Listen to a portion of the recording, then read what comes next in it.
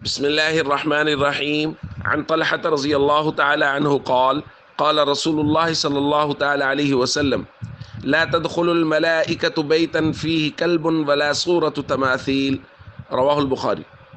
نبی کریم صلی اللہ علیہ وسلم نے ارشاد فرمایا، رحمت کے فرشتے اس گھر میں داخل نہیں ہوتے جس میں کتا ہو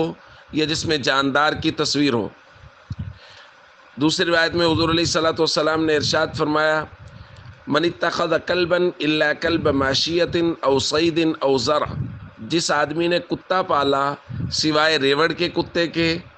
یا شکار کے کتے کے یا کھیتی کی حفاظت کے، ان تین کے علاوہ کسی بھی آدمی نے کسی بھی وجہ سے اگر کتا پالا ہے، انتقص من اجرہ کل یوم قیراط، ہر دن اس کے اجر سے ایک قیراط کم کر لیا جاتا ہے۔ دوستو،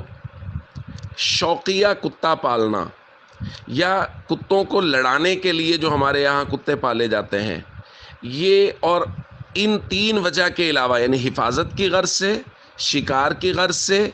یا ریوڑ وغیرہ بکریاں وغیرہ چرتی ہیں ان کے ساتھ رکھنے کی غرض سے، اس لیے تو کتا رکھنا جائز ہے۔ اس کے علاوہ کسی بھی قسم کا کتا رکھنا اس کی اجازت نہیں ہے۔ ہمارے یہاں یہ بڑا مسئلہ ہو گیا ہے کہ لوگ چھوٹے چھوٹے پپیز اور چھوٹے چھوٹے کہ جی یہ بڑا خوبصورت ہوتا ہے جی، یہ بڑا پیارا لگتا ہے جی گھر میں جی، یہ کسی کو کاٹتا نہیں ہے جی، بس ویسے ہم نے شوقیہ رکھا ہوا ہے۔ شریعت نے قطعاً اس کی اجازت نہیں دی، اس لیے گھر میں کتا نہ رکھیے اگر ان تین وجہوں کے علاوہ رکھنا ہے، اور لڑانے کے لیے تو اور زیادہ برا ہے۔ اللہ کے نبی صلی اللہ علیہ وسلم نے جانوروں کو آپس میں لڑانے سے بڑی سختی سے منع کیا ہے۔